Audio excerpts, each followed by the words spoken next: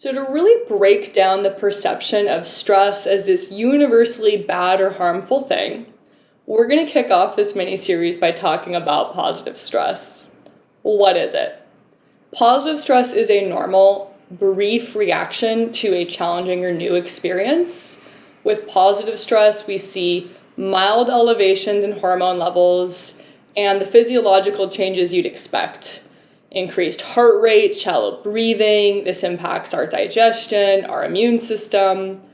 But this entire stress response is short-lived with positive stress, or we at least have time for our body to rest and recover.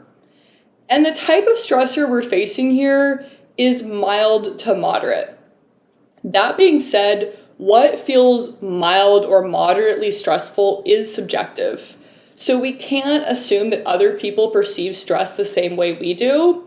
There are many factors that go into how overwhelming or manageable a stressful experience feels for each of us individually. This is where it's super important to consider somebody's support needs, disabilities, but to remember even with that with the right accommodations and social supports, even distressing situations can be made more manageable for all of us. The big thing that makes stress more manageable is support. We in our bodies as humans are not built to carry stress alone or for too long. So let's start with the alone part. Connection and support, ideally community, is really key to keeping stress in a positive or tolerable range. There are other protective factors that help us manage stress. We're looking at access to resources, having your basic needs met, the ability to rest and recuperate, but also some things like feeling capable, kind of positive sense of self, feeling tapped into a sense of choice. Without these supports or protective buffers, even a mild or moderately stressful event can become toxic over time, especially if that stress is frequently repeated or prolonged. What you haven't heard me say yet about positive stress is that it doesn't feel positive.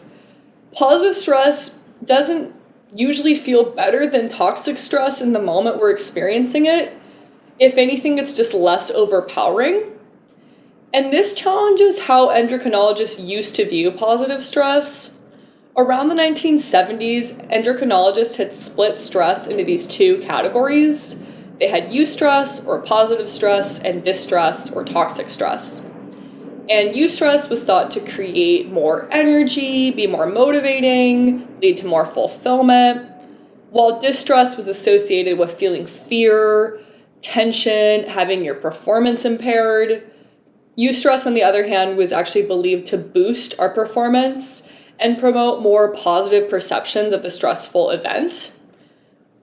But there's little scientific evidence that eustress is actually physically distinct from distress.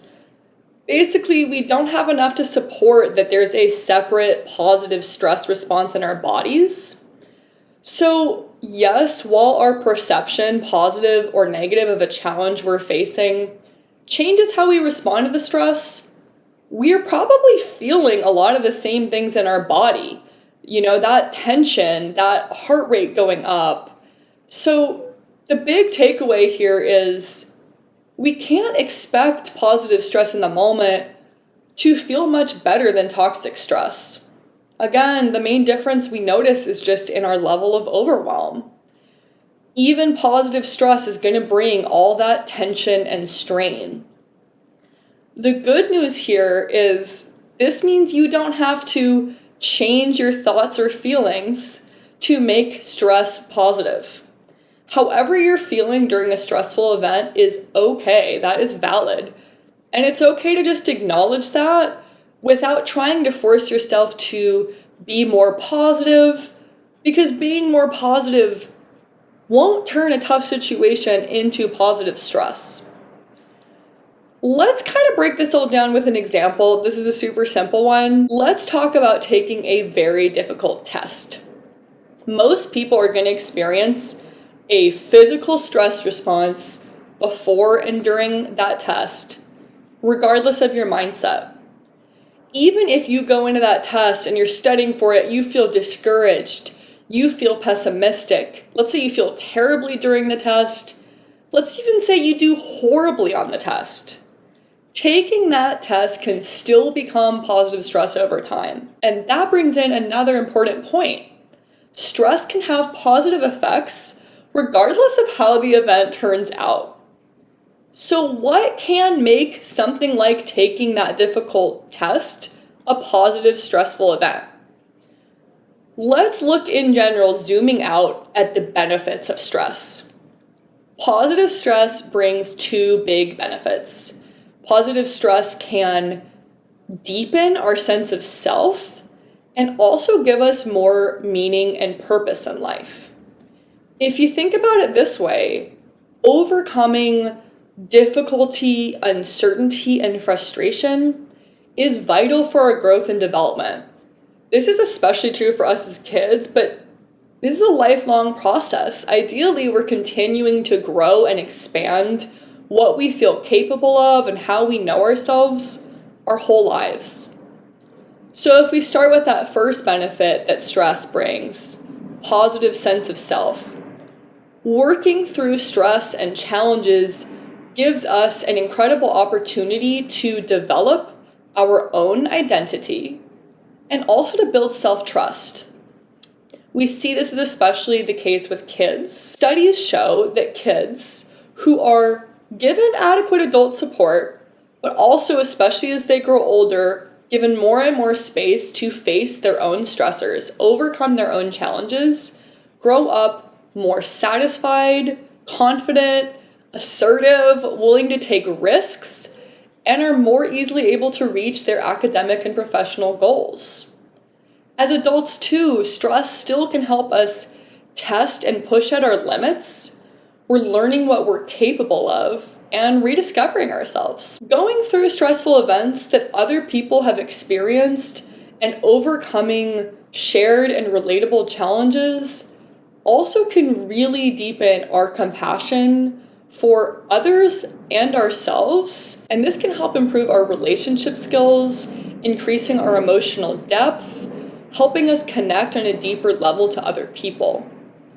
So navigating stress, risk, newness, and uncertainty, part of what it's doing is teaching us how the world really works, how society works. And we can use this information to then help us navigate the world, as imperfect as it is, in realistic and more adaptive ways to better meet our needs. Let's go back to that example of taking that challenging test.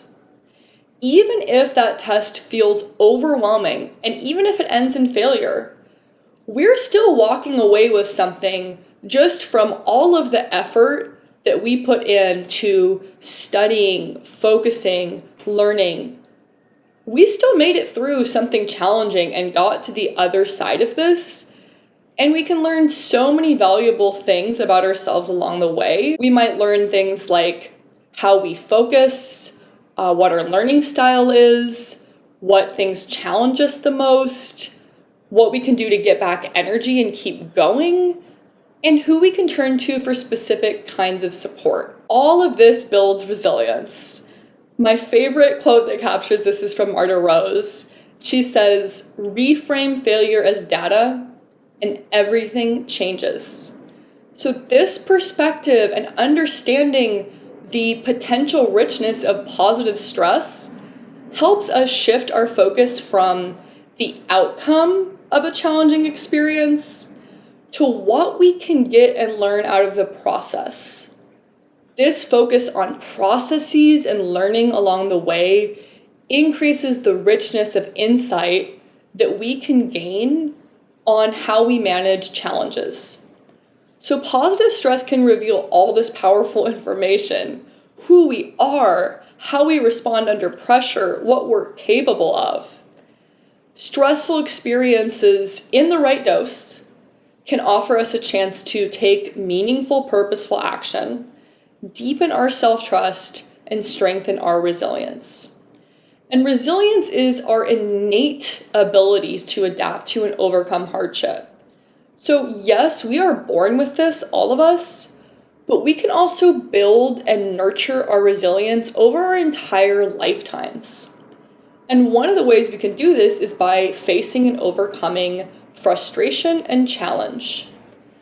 Overcoming challenges also requires us to connect to those helpful resources, develop more coping skills, and grow or build the support systems that we need to thrive. While too much stress is toxic, too little stress can be harmful too. This can lead to stagnation, feeling disconnected from ourselves, and losing touch with that sense of meaning or purpose. Imagine a life without any challenge. Over time, this starts to feel really flat and empty. If we don't have to ever make a hard decision, take a risk, face adversity, how can we ever come to know and trust ourselves? So mild to moderate, again, manageable stress helps us build courage and resilience and can make life more meaningful. That being said, that doesn't mean we need constant stress to feel fulfilled. We'll talk about what happens there when some people can actually become addicted to stress in their lives, addicted to stress or drama, which is kind of when the pendulum swings too far in the opposite direction and we're compulsively seeking out stress to feel alive or to feel meaning. The idea I'd leave you with here is each and every one of us have a personal balance point between how much stress and newness and uncertainty we want to face and how much rest, leisure, restoration we need to feel fulfilled. Some people may prefer a life with more ease and occasional challenge. Others may thrive with really frequent novelty stimulation, risk, and really only use rest to recharge. Exploring your optimal balance point is another meaningful opportunity that stress can give you to get to know yourself and learn your individual preferences around what type of life feels most fulfilling for you.